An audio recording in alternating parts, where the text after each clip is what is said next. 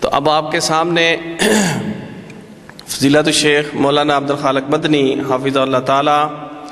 نصیحت کے آداب و احکامات وہ بیان کریں گے، تو تشریف لاتے ہیں فضیلت الشیخ مولانا عبد الخالق مدنی حافظہ اللہ تعالی۔ السلام علیکم ورحمۃ اللہ وبرکاتہ۔ بسم اللہ الرحمن الرحیم، الحمد للہ رب العالمین، والصلاة والسلام علی سید الانبیاء والمرسلین، نبینا محمد وعلی آلہ وصحبہ الطیبین الطاہرین ومن تبعہم بإحسان الی یوم الدین، اما بعد۔ معزز سامعین کرام، محترم بھائیوں اور لائق کے ساتھ احترام بہنوں، سب سے پہلے ہم اللہ تعالیٰ کا شکر ادا کرتے ہیں کہ اس محسن حقیقی نے اس پرفتن دور میں ہمیں یہ توفیق مرحمت فرمائی کہ ہم اللہ تعالیٰ کی کتاب مقدس اور نبی اکرم صلی اللہ علیہ وسلم کے ارشادات گرامی کی روشنی میں اپنے ایمان کو تازہ کر سکیں، دین کے ساتھ، اسلام کے ساتھ اپنی وابستگی کو ظاہر کر سکیں اور دین سیکھنے کے لیے اس سعادت کو حاصل کر سکیں جو اللہ رب العزت نے ان لوگوں کے لیے رکھی ہے کہ جو گھر سے نکلتے ہیں اللہ تعالیٰ کا دین سیکھنے کے لیے، شریعت کے احکام سیکھنے کے لیے۔ پھر میں آپ بھائیوں کا اور بہنوں کا شکریہ ادا کرتا ہوں کہ آپ بھی اپنی مصروفیات کو ترک کر کے یہاں تشریف لائے ہیں۔ اللہ رب العزت نے جب یہ موقع دیا ہے تو ہمیں اس سے استفادہ کرنا چاہیے۔ میں اللہ رب العزت کی بارگاہ میں دعا کرتا ہوں کہ اللہ رب العزت مجھے اپنے موضوع کے مطابق قرآن و حدیث کی روشنی میں حق اور سچ کہنے کی توفیق عطا فرمائے۔ آپ تمام بہن بھائی میری گفتگو کو توجہ سے سماعت فرمائیں، پھر اللہ رب العزت ہم سب کو اس پر عمل کرنے کی توفیق عطا فرمائے۔ آج کا موضوع آپ نے سن لیا کہ نصیحت کے آداب و احکام۔ حقیقت یہ ہے کہ یہ موضوع بہت اہم ہے اور دین اسلام کا خلاصہ اور نچوڑ ہے۔ حضرت تمیم الداری رضی اللہ تعالیٰ عنہ روایت فرماتے ہیں کہ پیارے نبی حضرت محمد الرسول اللہ صلی اللہ علیہ وسلم نے ارشاد فرمایا، الدین النصیحہ، دین ہے ہی نصیحت کا نام۔ اور پھر آگے صحابہ اکرام نے آپ سے سوال کیا، قلنا لمن یا رسول اللہ، ہم نے عرض کیا کہ اے اللہ کے رسول صلوات اللہ وسلام علیہ، کس کے ساتھ نصیحت اور خیر خواہی کا نام ہے؟ تو آپ نے فرمایا، للہ ولکتابہ ولرسولہ ولائمۃ المسلمین وعامتہم، دین خیر خواہی کا نام ہے اللہ کے لیے، اللہ کی کتاب کے لیے، اللہ کے رسول کے لیے، ائمۃ المسلمین کے لیے اور عام مسلمانوں کے لیے۔ یعنی 5 قسم کی شخصیات کا ذکر کیا کہ جن کے ساتھ خیر خواہی کا نام ہے۔ تو پھر اس حوالے سے نصیحت کا مفہوم کیا ہوا، اس کا معنی کیا ہے؟ تو یہ عربی زبان کا لفظ ہے۔ عربی زبان میں النصیحہ کا معنی ہے الخلوص والوفاء والصدق وعدم الغش۔ یعنی علماء نے جو اس کے معنی بیان کیے ہیں خلوص کے، ایک تو اخلاص کہ آدمی دوسرے کے ساتھ سچے دل سے ہمدردی کرے، دل کی صفائی سے معاملہ کرے اور سچے ارادے اور نیت سے قول و فعل میں صادق ہو دوسرے کے ساتھ خیر و بھلائی کرنے میں، اور خیانت نہ کرے، کسی کے ساتھ دھوکہ نہ کرے، یہ سارے کے سارے معنی اور مفہوم لغوی طور پر نصیحت کے ہیں۔ اللہ رب العزت نے قرآن کریم میں ہمیں یہ حکم دیا ہے۔ عام طور پر ہم توبہ کرتے ہیں اور توبہ بھی کرتے جا رہے ہیں اور ساتھ وہ کچھ بھی کرتے جا رہے ہیں کہ جس سے توبہ کر رہے ہیں۔ یا اللہ ہمیں رزق حلال عطا فرما، ہم سود نہیں کھائیں گے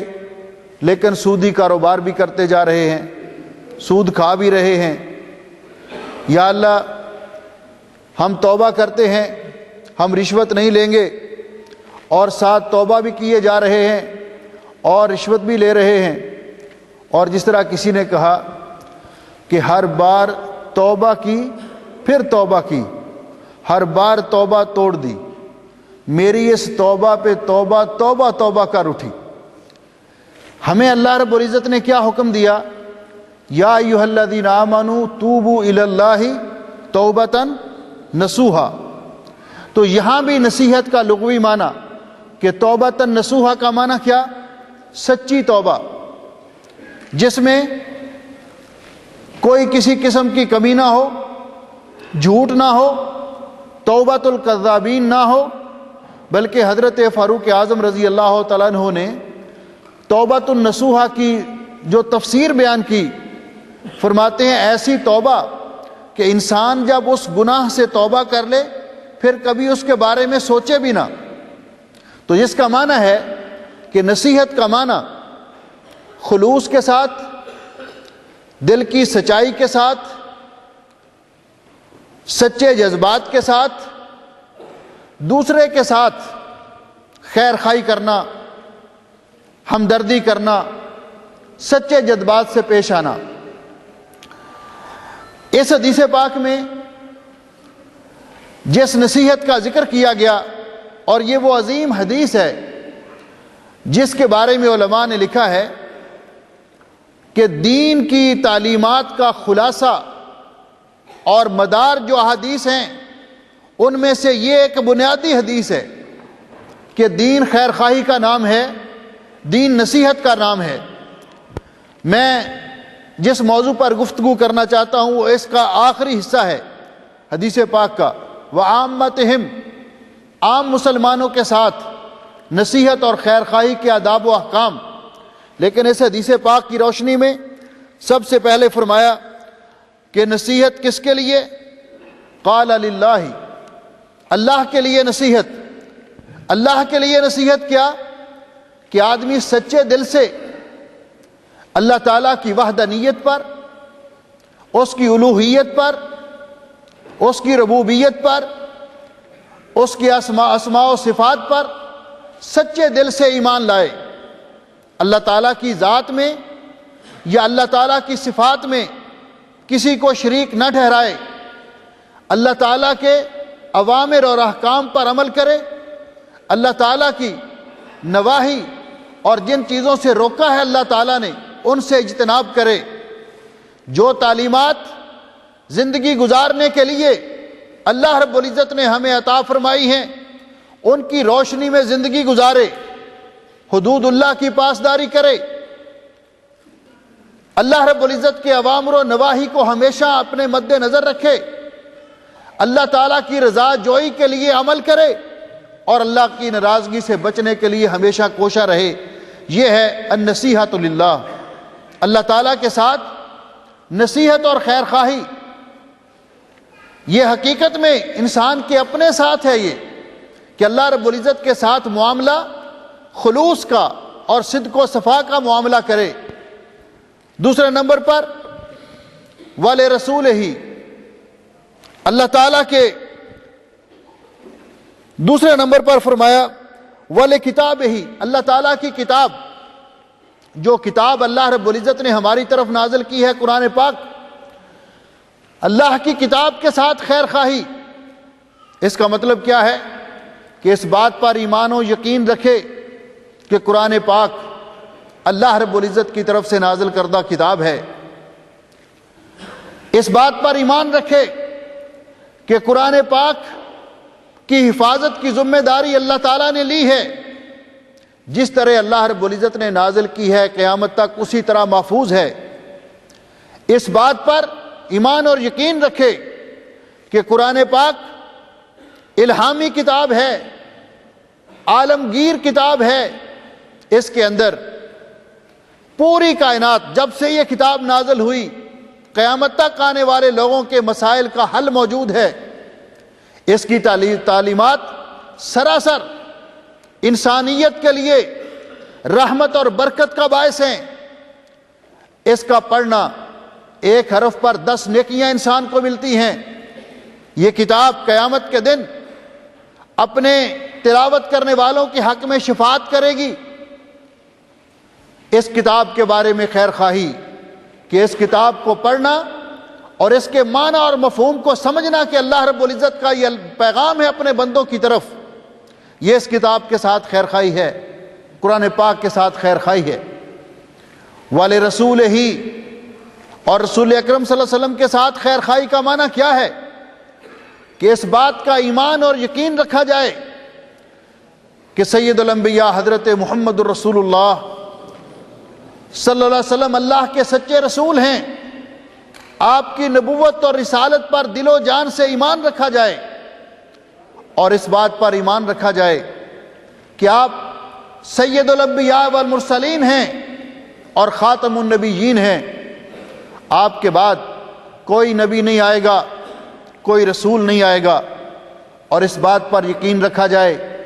کہ اللہ رب العزت نے پیارے نبی حضرت محمد الرسول اللہ صلی اللہ علیہ وسلم کی اطاعت اور فرما برداری ہم پر فرض قرار دی ہے. قیامت کے دن اسی کا عمل اللہ رب العزت کی بارگاہ میں قبول ہوگا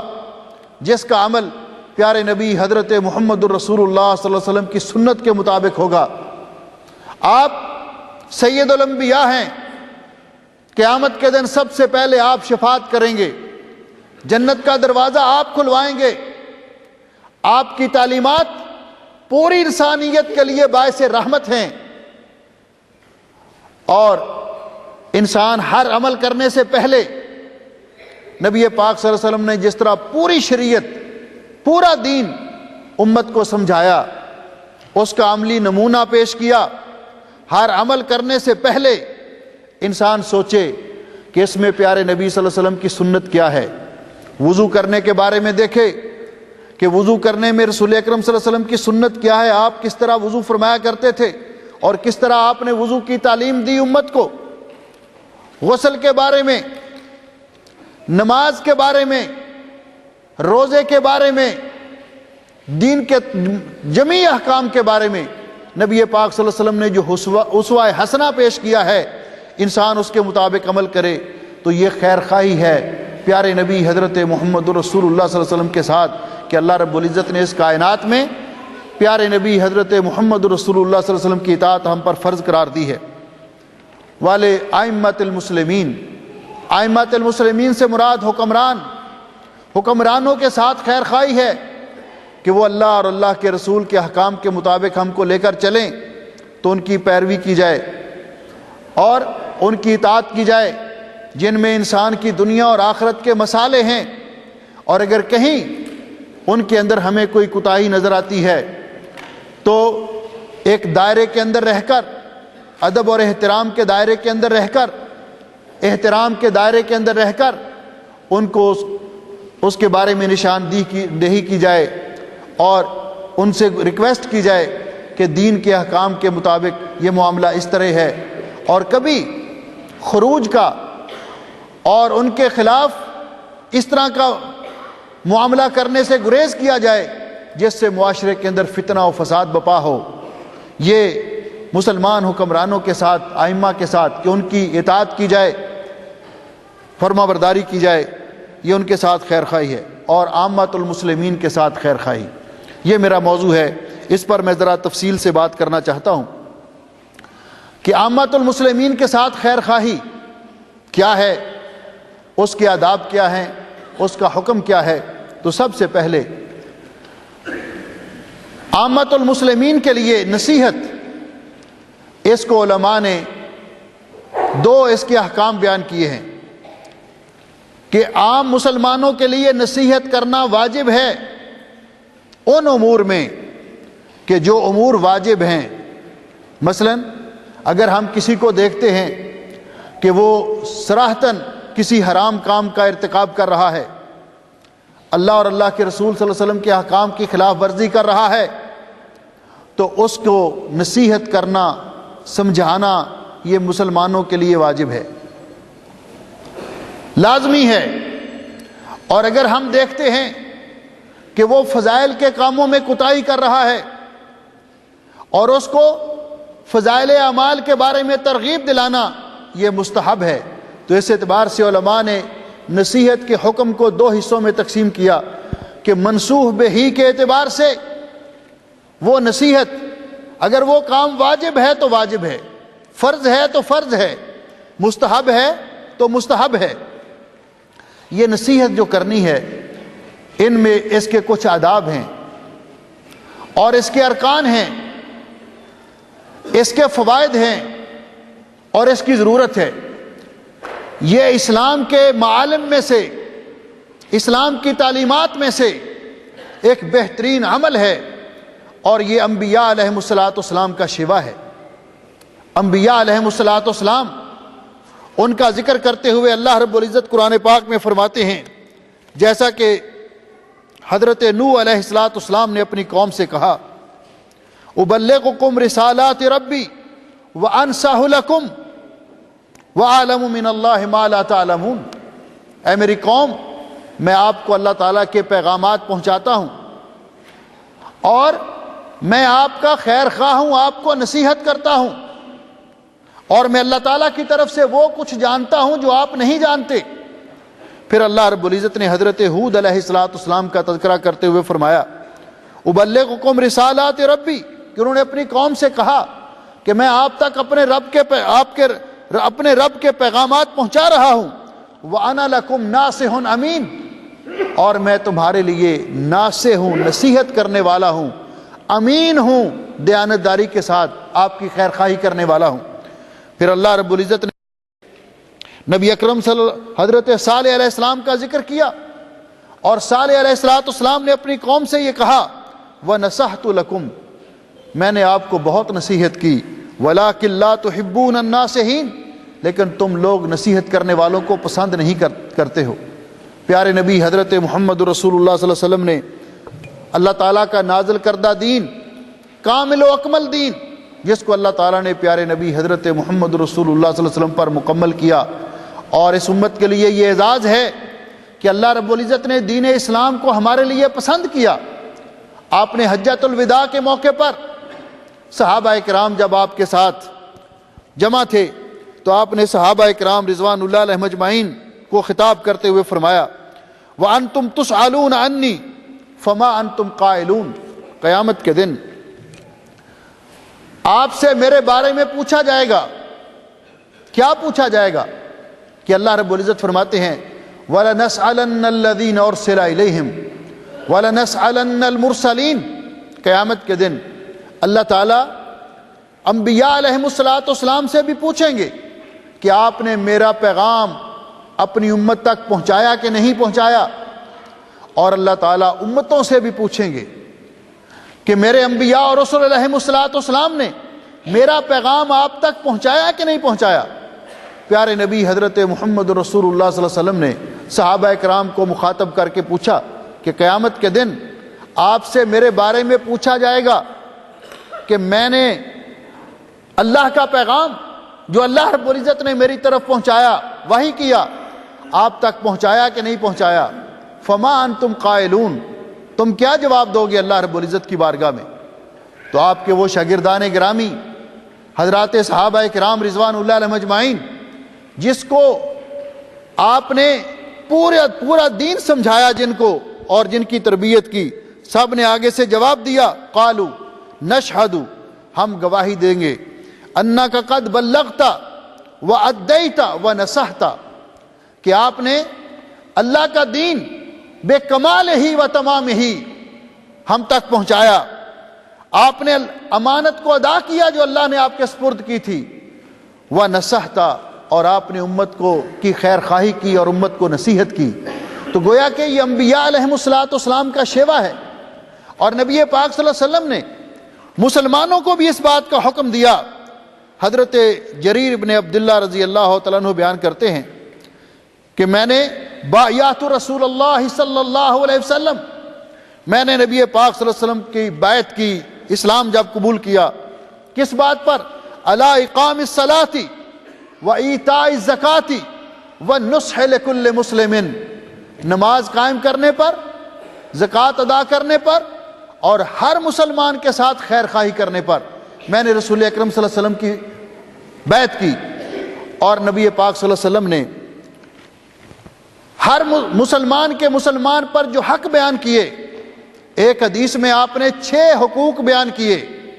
کہ ایک مسلمان پر دوسرے مسلمان کے وہ حق ہیں، ان میں ایک حق یہ بھی بیان کیا وَإِذَا اسْتَنْصَحَكَ فَانْصَحْ لَهُ، جب کوئی مسلمان آپ سے نصیحت طلب کرے، مشورہ طلب کرے، تو آپ دیانتداری سے اس کو نصیحت کیجیے اور اس کو مشورہ دیجیے۔ مسلمانوں کی زندگی میں یہ نصیحت اتنی اہم چیز ہے، اس لیے مسلمان کو دوسرے مسلمان کے ساتھ خیر خواہی کرتے ہوئے، نصیحت کرتے ہوئے، سب سے پہلے جس بات کی، چونکہ یہ خیر خواہی کا نام ہے، نصیحت دوسرے کے ساتھ ہمدردی کا نام ہے، دل کی صفائی سے، از راہ محبت۔ اسی لیے بعض سلف کہا کرتے تھے کہ جو آدمی من نصحک فقد احبک، جو آدمی آپ کو نصیحت کرتا ہے سمجھ لیجئے کہ وہ آپ کا خیر خواہ ہے، وہ آپ کے ساتھ محبت کرتا ہے۔ ومن داہنک فقد غشک، جو مداہنت کرتا ہے، یعنی آپ کو غلط کام کرتے ہوئے دیکھتا ہے پھر روکتا نہیں، اس کو پتہ بھی ہے کہ اس کے ساتھ میرا نقصان ہوگا، میرے اس بھائی کا نقصان ہوگا، لیکن پھر اس کو روکتا نہیں، تو کیا کہا؟ فقد غشک، وہ آپ کا دوست نہیں ہے، آپ کے ساتھ خیانت کر رہا ہے۔ یعنی مسلمان کا خیر خواہ ہے۔ جب بھی مسلمان کسی مسلمان بھائی کو، کسی مسلمان بہن کو دیکھتا ہے کہ وہ ایسا کام کر رہے ہیں جو دنیا کے اندر یا آخرت کے اندر ان کے لیے نقصان دہ ہے، تو اس کا حق بنتا ہے ان کے ساتھ سچی محبت کا تقاضا یہ ہے، اسلامی اخوت کا تقاضا یہ ہے،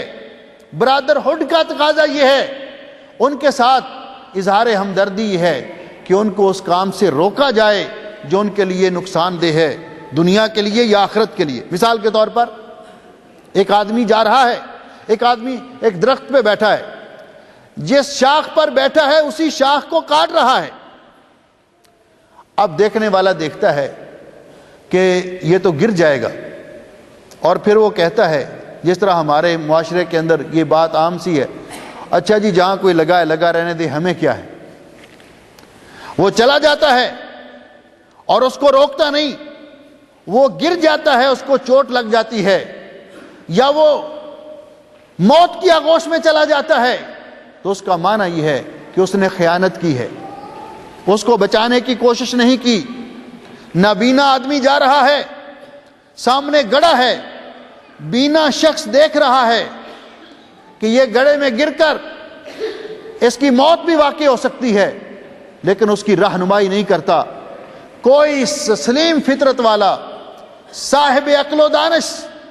کوئی شخص بھی یہ برداشت نہیں کرے گا اور اس کو اچھا نہیں کہے گا، اس لیے کہ اسلام فطری طور پر خیر خواہی کا نام ہے، اسلام فطری طور پر دوسرے کے ساتھ اظہار ہمدردی کا نام ہے، دوسرے کو نقصان سے بچانے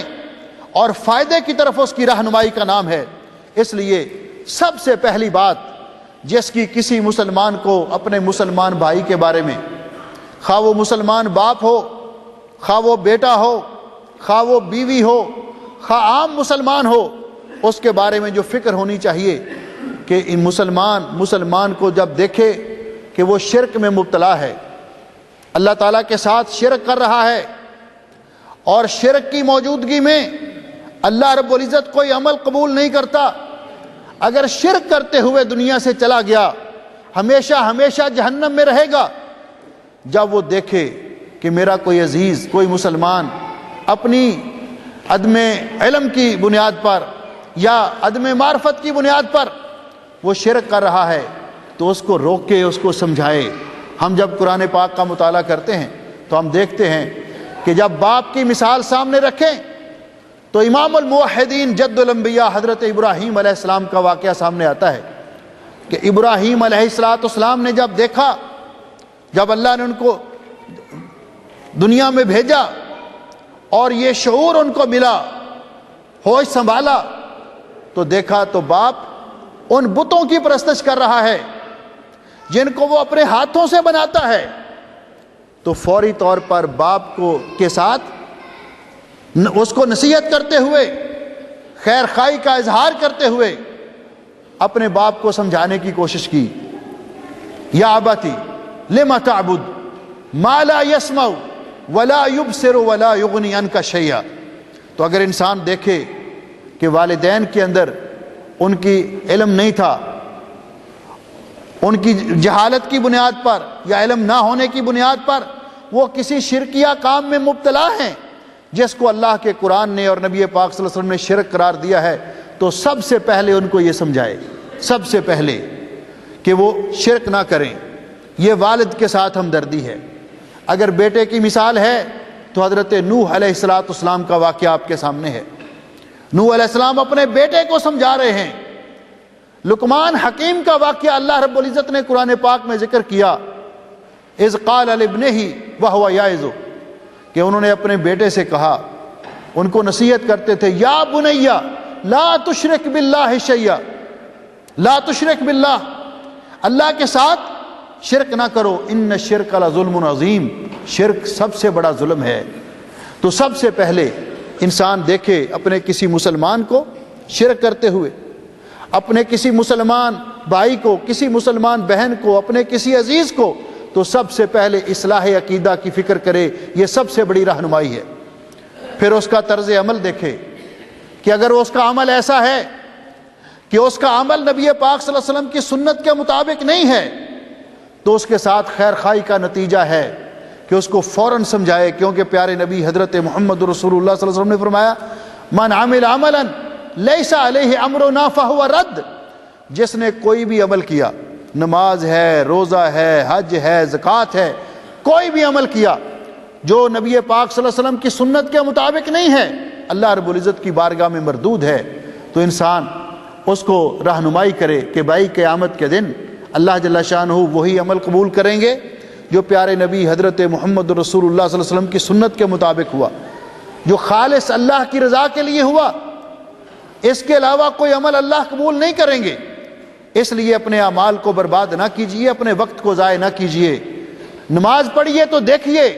اور اس دور کا کوئی مسلمان قیامت کے دن اللہ رب العزت کی بارگاہ میں کوئی حجت یا عذر پیش نہیں کر سکتا کہ مجھے پتہ نہیں چلا۔ انفارمیشن اتنی عام ہے،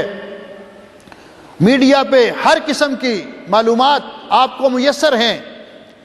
اور یہ دین میرا بھی اور آپ کا بھی ایمان ہے کہ دین اسلام محفوظ کیا اللہ رب العزت نے قیامت تک کے لیے۔ قیامت سے پہلے جو شخص پیدا ہوا، اگر اس کو اللہ نے شعور بخشا تو وہ بھی اگر صحیح دین کو تلاش کرنا چاہے گا تو اس کو مل جائے گا۔ آج بھی اگر کوئی صحیح دین کو تلاش کرے گا، آج بھی آپ کے پاس موجود ہے۔ ہم دنیاوی کاموں کے لیے محنت کرتے ہیں، لیکن دین کے لیے اگر ہمیں فکر ہو کہ قیامت کے دن اللہ تعالیٰ اعمال کی کوانٹیٹی کو نہیں دیکھیں گے، کوالٹی کو دیکھیں گے کہ یہ عمل اس میں اخلاص ہے کہ نہیں، وہ نبی پاک صلی اللہ علیہ وسلم کی سنت کے مطابق ہے کہ نہیں۔ میرے محترم بھائیوں اور بہنوں، ذرا ایک بات دیانتداری سے اگر ہم اس پہ غور کریں، اگر ہر شخص نے وضو اپنی مرضی کا کرنا ہے، نماز اپنے طریقے کے مطابق پڑھنی ہے، اس نے زکوٰۃ اپنے طریقے کے مطابق دینی ہے، حج اپنی مرضی سے کرنا ہے، تو پھر لا الہ الا اللہ محمد الرسول اللہ کا اقرار کرنے کا معنی کیا ہے؟ کلمہ تو ہم نے پڑھا، اللہ نے ہمیں توفیق بخشی، کلمہ پڑھنے کے بعد ہم پابند ہو گئے کہ ہم وہ کام کریں گے جو پیارے نبی حضرت محمد رسول اللہ صلی اللہ علیہ وسلم نے کیا، جو نہیں کیا وہ نہیں کریں گے۔ آپ نے جو رہنمائی کی اس کے مطابق ہم چلیں گے۔ تو انسان اس بات پہ ذرا غور کرے کہ نبی پاک صلی اللہ علیہ وسلم کے سنت کے مطابق جو عمل نہیں ہوگا اللہ رب العزت قیامت کے دن اس کو قبول نہیں کریں گے۔ تو انسان جب اگر کسی میں ایسی جھول دیکھے، کسی مسلمان بھائی میں، کسی مسلمان بہن میں، کہ اس کا کوئی عمل پیارے نبی حضرت محمد رسول اللہ صلی اللہ علیہ وسلم کی سنت کے خلاف ہے، تو اس کو سمجھانے کی کوشش کرے، اس کو صحیح بات کا صحیح راستے پہ لانے کی کوشش کرے۔ اور تیسری بات جو اہم ہے کہ کوئی مسلمان کسی مسلمان کے اندر کوئی کمزوری دیکھے، کوئی خامی دیکھے، تو اس کی نصیحت کرے، اس کو سمجھائے، تاکہ وہ اس کے خسارے سے بچ جائے، اس کے نقصان سے بچ جائے۔ جب تین چیزیں میں نے آپ کے سامنے رکھی، ایک عقیدے کی اصلاح، دوسرا منہج کی درستگی، اور تیسرا اخلاقیات میں انسان کی ذاتی طور پر انسان کے اندر کوئی کمزوری ہے جو اس کے لیے دنیا کے اندر بھی نقصان دہ ہے اور آخرت کے اندر بھی نقصان دہ ہے، تو اس کی اصلاح کے لیے اس بھائی کو، اس بہن کو سمجھانے کی کوشش کی جائے۔ یہ سمجھانا خواہ وہ دینی معاملے میں ہو، خواہ وہ دنیاوی معاملے میں ہو، اس کے شریعت نے آداب مقرر کیے ہیں۔ وہ آداب میں آپ کے سامنے ذکر کرتا ہوں۔ یہ ذکر کرنے سے پہلے کہ عمومی طور پر نصیحت کے 3 ارکان ہیں۔ ایک رکن ہے الناصح، نصیحت کرنے والا، دوسرا رکن ہے المنصوح، جس کو نصیحت کی جا رہی ہے، اور تیسرا رکن ہے المنصوح بہی، جس عمل کے بارے میں نصیحت کی جا رہی ہے۔ تو سب سے پہلے جو نصیحت کرنے والا ہے اس کو چند آداب کو ملحوظ رکھنا چاہیے۔ یہ وہ نقطہ ہے جس کو میں بیان کرنا چاہتا تھا، کیونکہ اس کی وجہ سے ہدایت بھی پھیلتی ہے، اور اس کی وجہ سے بعض اوقات یہ طرز عمل صحیح نہ ہونے کی وجہ سے نفرت بھی پھیلتی ہے اور گمراہی بھی پھیلتی ہے۔ تو اس میں سب سے پہلے نصیحت کرنے کے جو آداب ہیں میں ان کا تذکرہ کرتا ہوں کہ پہلا ادب جو ہے علماء نے جو یہ آداب بیان کیے ان میں سے پہلا ادب یہ ہے ناصح کے لیے الاخلاص، کہ کسی کو سمجھانا چاہتا ہے، کسی کے ساتھ نصیحت کرنا چاہتا ہے، کسی کی اصلاح کرنا چاہتا ہے، تو سب سے پہلے اللہ کی رضا مقصود ہو کہ میں یہ کام اللہ کی رضا کے لیے کر رہا ہوں، دوسرے کو نیچا دکھانے کے لیے نہیں، اس کو بدنام کرنے کے لیے نہیں، بلکہ اللہ کو خوش کرنے کے لیے، اللہ کو راضی کرنے کے لیے۔ تو سب سے پہلا ادب یہ ہے اخلاص۔ کیوں کہ آپ نے یہ حدیث پڑھی ہے، حضرت عمر بن خطاب رضی اللہ تعالیٰ عنہ سے روایت ہے کہ نبی پاک صلی اللہ علیہ وسلم نے فرمایا انما الاعمال بالنیات، اعمال کا دار و مدار نیتوں پر ہے، تو جیسے کوئی نیت کرے گا اس کے مطابق اس کو اجر ملے گا۔ نصیحت کرنا عظیم عمل ہے، نیک عمل ہے، اسلام کے امتیازی اعمال میں سے ایک بہترین عمل ہے۔ اگر نیت نیک ہو تو اس کے ساتھ انسان کو کتنا فائدہ ہو سکتا ہے۔ پیارے نبی حضرت محمد رسول اللہ صلی اللہ علیہ وسلم نے ایک دفعہ سیدنا حضرت علی المرتضیٰ رضی اللہ تعالیٰ عنہ کو فرمایا کہ علی واللہ لئن یہدی اللہ بک رجلا واحدا، اللہ کی قسم اگر اللہ تعالیٰ آپ کی وجہ سے ایک بندے کو بھی راہ راست پہ لے آئیں، ایک بندے کو بھی ہدایت دے دیں، خیر لک من حمر النعم، تو آپ کے لیے سرخ اونٹوں سے زیادہ قیمتی ہے اور بہتر ہے۔ تو اگر اخلاص ہو تو انسان کے اس عمل میں اتنی برکت ہوگی کہ بعض اوقات انسان کی اصلاح کرنے کی وجہ سے ایک بندہ ہدایت پا گیا تو انسان کے لیے اتنی خیر و برکت کا باعث بنے گا، جو نبی پاک صلی اللہ علیہ وسلم نے حضرت علی رضی اللہ تعالیٰ عنہ کو فرمایا۔ اور پھر جب تک وہ آدمی اس نیک عمل کو اپنائے رکھے گا، اس رہنمائی کرنے والے کو، اصلاح کرنے والے کو اس کا برابر کا ثواب ملتا رہے گا۔ تو پہلی چیز اخلاص۔ دوسری چیز ہے عدم شہرت،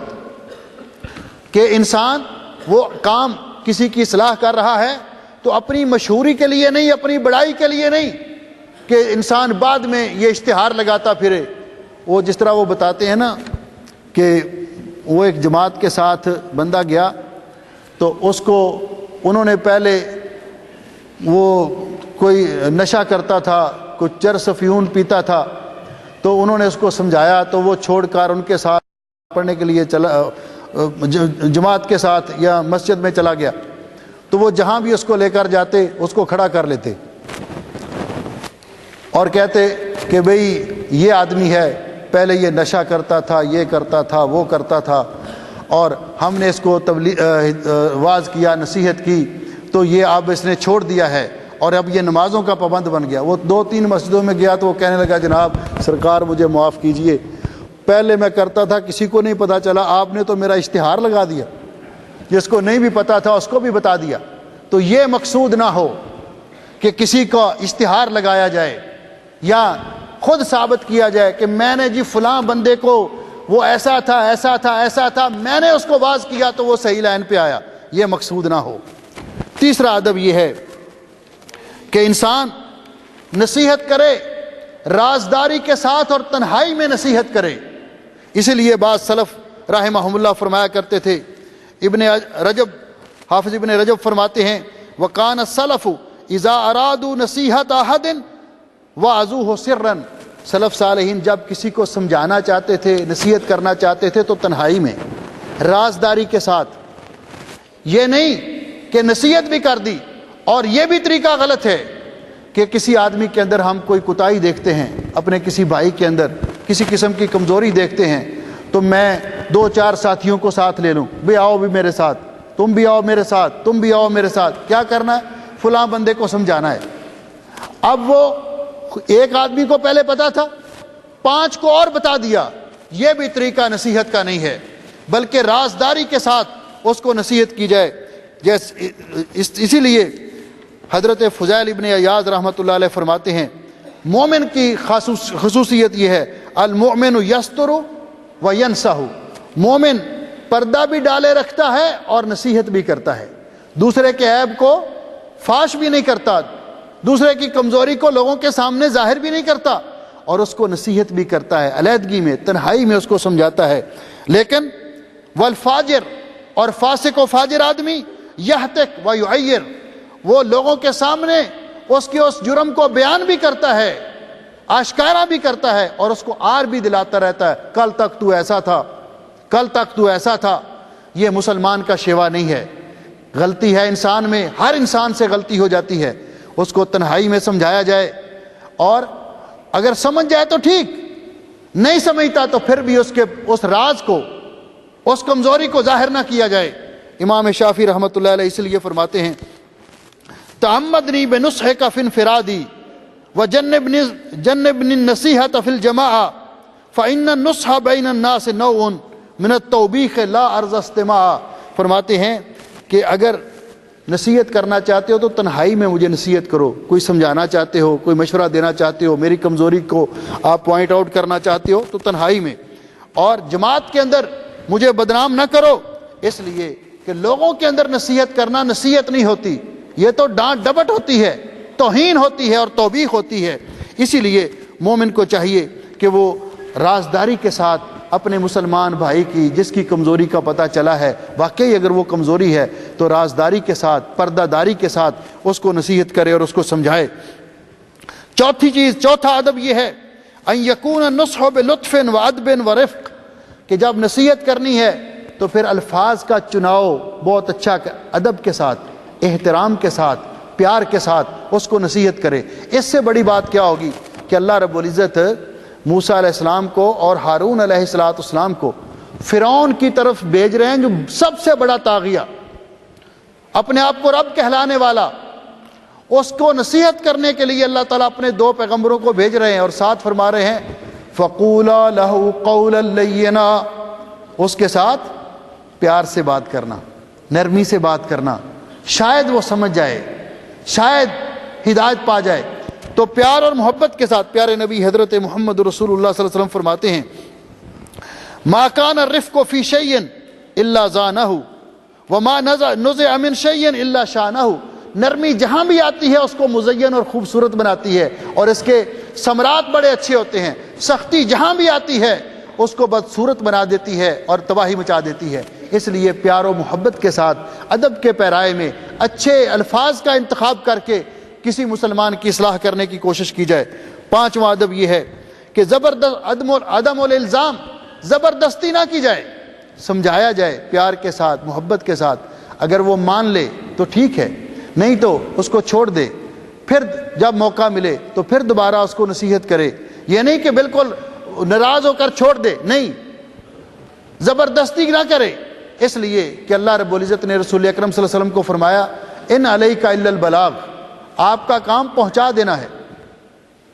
آپ کا کام پہنچا دینا ہے۔ آپ بار بار نصیحت کرتے رہیں، شاید اللہ کسی کے دل میں بات ڈال لے اور وہ اپنی اصلاح کر لے، لیکن زبردستی نہیں کہ لازمی یہ کام کرو، ابھی یہ کام کرو۔ اس کا رد عمل بعض اوقات ایسا بھی ہو سکتا ہے کہ وہ انکار کر دیتا ہے، بعد میں آپ کی بات بھی نہ سنیں۔ اور چھٹا ادب یہ ہے اختیار الوقت المناسب للنصیحہ، نصیحت کے لیے مناسب وقت کا انتخاب کرے کہ یہ وقت وہاں بات کرنے کا ہے یا نہیں ہے۔ یہ موقع کوئی کسی اپنے خوشی کے پروگرام میں ہے تو وہاں غم کی بات لے کر بیٹھ جائے، کوئی اپنے غم میں مبتلا ہے وہاں خوشی کی بات لے کر بیٹھ جائے، کوئی اپنے بوجھ تلے دبا ہوا ہے وہ وزن اٹھا کر جا رہا ہے اور یہ اس کو واز کرنے لگ جائے، تو یہ وقت مناسب نہیں ہے۔ وہ قبول کرنے کی بجائے ناراض ہوگا کہ اس کو اتنا بھی احساس نہیں۔ تو مناسب وقت جس میں اس کی توجہ بھی ہو اور جو وقت بھی نصیحت کرنے کے لیے مناسب ہو، مناسب وقت کا اختیار کیا جائے۔ اور اس کے بعد جب انسان کسی کے ساتھ گفتگو کرے تو مدلل گفتگو کرے، یعنی یہ نہیں کہ سنی سنائی باتیں، اس کو قائل کرنے کے لیے، جس طرح میں نے عرض کیا کہ وہ درخت کے اس شاخ پہ بیٹھا ہے اور اسی کو کاٹ رہا ہے، تو اس کو کیا کر رہے ہو بھائی، تمہیں عقل نہیں ہے؟ نہیں، اس کو پیار محبت کے ساتھ، بھائی یہ جس شاخ کو آپ کاٹ رہے ہیں آپ دوسری سائڈ پہ بیٹھے ہیں، جب یہ کٹ گئی تو آپ نیچے گر جائیں گے، بات اس کو سمجھ آ جائے گی اور وہ بچ جائے گا۔ اس لیے جو بھی بات نماز کی اصلاح کرنی ہے دلائل کے ساتھ گفتگو کرے، یہ نہیں کہ اس طرح نماز پڑھو جس طرح میں پڑھتا ہوں، تو میں کون ہوں؟ وہ کہے گا کہ جس طرح میں پڑھتا ہوں وہ بھی ٹھیک ہے، آپ میں اور میرے میں کیا فرق ہے؟ کیا آپ اللہ کے نبی ہیں؟ نہیں، دلائل کے ساتھ۔ پیارے نبی حضرت محمد رسول اللہ صلی اللہ علیہ وسلم نماز اس طرح پڑھا کیا کرتے تھے، آپ نے ساری عمر اس طرح نماز پڑھی اور آپ کی نماز کا پورا طریقہ حدیث پاک کی کتابوں کے اندر موجود ہے۔ وضو کا طریقہ، تو دلائل کے ساتھ گفتگو کی جائے اور سمجھانے کی کوشش کی جائے۔ اس کے بعد جو نصیحت کرنے والا ہے وہ اس بات پر جس کی نصیحت کر رہا ہے اس پر عمل بھی کرے، خود بھی عمل کرنے والا ہو۔ مثال کے طور پر میں ایک دفعہ بس میں سوار تھا تو ایک آدمی بس کے اندر منجن بیچ رہا تھا، منجن، وہ دانت صاف کرنے والا۔ وہ کہتا تھا میرے یہ منجن استعمال کرو گے آپ کے دانت موتیوں کی طرح چمکیں گے۔ تو اس کے اپنے دانت جو تھے ان پہ وہ کیا زرد رنگ کا وہ جمع ہوا تھا اور اپنے دانت اس کے بڑے خراب تھے۔ تو بس میں لوگ باتیں کر رہے تھے یہ تیرا منجن اتنا ہی کاریگر ہوتا تو تیرے دانت کیوں نہ چمکتے، تیرے دانت بھی چمک رہے ہوتے۔ اس لیے ایک آدمی دوسرے کو سمجھاتا ہے، خود سگریٹ کے کش لگا رہا ہے اور اولاد کو سمجھا رہا ہے بیٹے سگریٹ نہیں پینی چاہیے، یہ علماء نے اس کو حرام قرار دیا ہے، یہ کینسر کا سبب بنتی ہے، یہ پیسے کا ضیاع ہے، اور خود کش لگا رہا ہے ساتھ، تو اولاد اس کی نصیحت پر عمل کرے گی یا کوئی دوسرا مسلمان اس کی نصیحت پر عمل کرے گا؟ اسی لیے اللہ رب العزت نے فرمایا بنی اسرائیل کو مخاطب کرتے ہوئے، اور عام فرمایا لما تقولون ما لا تفعلون، تم وہ کام کیوں کر رہے ہو جو تم خود نہیں کہتے ہو دوسروں کو کرنے کے لیے جو خود نہیں کرتے۔ اور فرمایا اتامرون الناس بالبر وتنسون انفسکم وانتم تتلون الکتاب افلا تعقلون، کیا تم لوگوں کو نیکی کا حکم دیتے ہو اور خود اس سے دور رہتے ہو؟ کیا تمہیں خود اپنے آپ کو بھول جاتے ہو؟ اور آخری بات اس میں آداب میں سے الحلم بعد النصیحہ، انسان جب دوسرے کو نصیحت کرتا ہے تو وہ بعض اوقات رد عمل بھی ظاہر کرتا ہے، اور جاؤ جی میں نہیں مانتا آپ کی بات کو، تو آدمی ناراض نہ ہو، غصے نہ ہو، صبر کرے، حلم کا مظاہرہ کرے، پھر موقع پا کر بات کرے۔ یہ نہیں کہ اس نے کہا او جاؤ جی اپنا کام کرو، میں کسی اور کو جا کر واز کرو، تو بندہ اس کے ساتھ دست و گریبان ہو جائے تو بعد میں وہ بات بھی نہ سنے۔ اس لیے اس کے رد عمل، جس کو نصیحت کر رہا ہے، رد عمل کے بعد صبر کا مظاہرہ کرے، تحمل کا مظاہرہ کرے۔ اسی طرح میرے بھائیوں اور میری بہنوں، جو منسوح ہے، جس کو نصیحت کی جا رہی ہے، اس کے لیے بھی چند آداب ہیں۔ پہلا ادب یہ ہے کہ جو آدمی، ہر مسلمان کے اندر کمزوری اور کوتاہی ہے، ہر مسلمان جو اپنے اندر کمزوری محسوس کرتا ہے، کسی اپنے خیرخواہ مسلمان کو، عالم دین سے کہے جی مجھے کوئی نصیحت فرمائیں، میری اصلاح فرمائیں، میرے اندر کوئی ایسی بات کریں جس میں میں راہ راست پہ آ جاؤں، میرے اندر نیک عمل کرنے کا جذبہ پیدا ہو۔ اس لیے نبی علیہ السلام نے فرمایا اذا استنصحک، جب مسلمان دوسرے سے نصیحت طلب کرے تو وہ اس کو نصیحت کرے۔ دوسری بات یہ ہے کہ قبول نصیحت، جو نصیحت کرنے والا ہے اس کی بات کو توجہ سے سنے اور قبول کرے۔ اگر نہیں قبول کرتا تو بالکل وہ اسی لائن میں داخل ہوگا جن کے بارے میں حضرت صالح علیہ السلام نے کہا تھا وَلَٰكِن لَا تُحِبُّونَ النَّاصِحِينَ، تم نصیحت کرنے والوں کو پسند نہیں کرتے۔ اور نصیحت سمجھ آ جانے کے بعد، بات سمجھ آ جانے کے بعد اس کو قبول نہ کرنا، یہ تکبر ہے، تکبر ہے۔ نبی پاک صلی اللہ علیہ وسلم نے فرمایا الکبر بطر الحق وغمط الناس، تکبر یہ ہے حق سمجھ آ جانے کے باوجود اس کو قبول نہ کرنا اور لوگوں کو حقیر جاننا۔ اس کی ایک چھوٹی سی مثال حدیث پاک کے اندر ہے۔ مجھے کہا گیا 5 منٹ آپ کے رہ گئے تو ان میں سے 4 اب رہ گئے ہوں گے، تو میں انشاءاللہ آخری باتیں کر رہا ہوں، ذرا توجہ فرمائیں کہ نبی پاک صلی اللہ علیہ وسلم کے سامنے ایک شخص بیٹھا تھا، منافق تھا، الٹے ہاتھ سے پانی پی رہا تھا۔ کیا کر رہا تھا؟ دائیں ہاتھ سے۔ مسلمان کو کس ہاتھ سے پانی پینا چاہیے؟ دائیں ہاتھ سے۔ نبی پاک صلی اللہ علیہ وسلم نے فرمایا کہ دائیں ہاتھ سے پیو، بائیں ہاتھ سے شیطان کھاتا اور پیتا ہے، بائیں ہاتھ سے شیطان کھاتا اور پیتا ہے۔ رسول اکرم صلی اللہ علیہ وسلم نے اس آدمی کو دیکھا وہ بائیں ہاتھ سے پی رہا تھا، تو آپ نے فرمایا او بھائی اللہ کے بندے دائیں ہاتھ سے پیو۔ اب اس کو سمجھ تو آ گئی کہ رسول اکرم صلی اللہ علیہ وسلم جو فرما رہے ہیں سچ فرما رہے ہیں، لیکن طبیعت کے اندر ایک جو کبر اور غرور ہوتا ہے، اچھا میں اس کی بات مان کر اپنی اصلاح کر لوں، یہ بہت بڑا جرم ہے۔ اس نے آگے سے جواب دیا اس بات کو کہ آپ نے اس کو نصیحت کی، اس نے نصیحت قبول کرنے کی بجائے تکبر کیا اور اپنی توہین سمجھا، کہتا جی میں نہیں پی سکتا۔ تو نبی علیہ الصلوۃ والسلام نے فرمایا لستطعت، تو کبھی پی بھی نہیں سکے گا۔ حدیث پاک کے اندر آتا ہے کہ اس کا دایاں ہاتھ شل ہو گیا، اس کا بازو پھر کبھی اس کے منہ تک جا ہی نہیں سکا۔ آپ نے فرمایا ما منعہ الا الکبر، حق جان لینے کے بعد، حق کو پہچان لینے کے بعد اس کو کس چیز نے منع کیا قبول کرنے سے؟ تکبر نے۔ تو تکبر نہ کرے، یہ بہت بڑی بیماری ہے۔ پتہ چل گیا نبی پاک صلی اللہ علیہ وسلم کے وضو کا طریقہ یہ ہے، سمجھایا گیا۔ اچھا جی اب تک جو پہلے کرتے آئے غلط ہی کرتے آئے، ہمارے مولانا صاحب غلط سکھاتے ہیں۔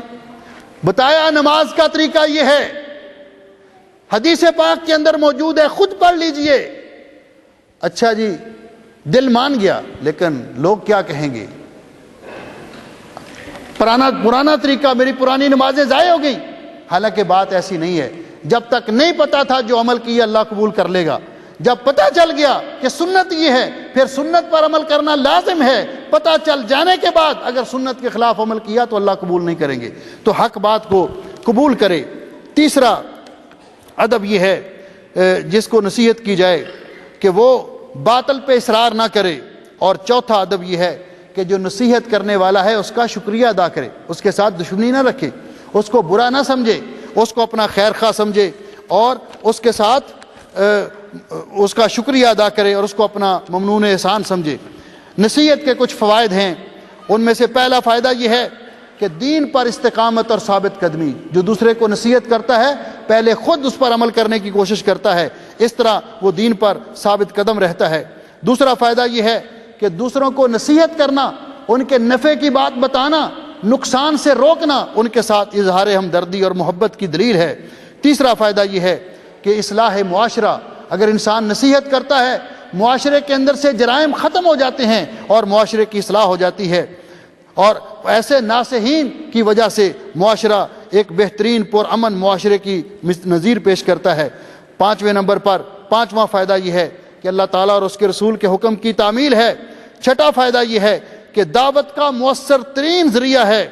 اور ساتواں فائدہ یہ ہے کہ انسان کی جو نصیحت کی ذمہ داری ہے اس سے عہدہ برا ہو جاتا ہے کہ ہمیں نصیحت کرنے کا حکم دیا گیا، انسان اپنے مسلمان بہن بھائیوں کو نصیحت کرتا ہے تو اس ذمہ داری کو وہ پورا کر دیتا ہے۔ اس لیے میرے بھائیوں اور میری بہنوں، ہم اللہ سے دعا کرتے ہیں کہ اللہ جل شانہ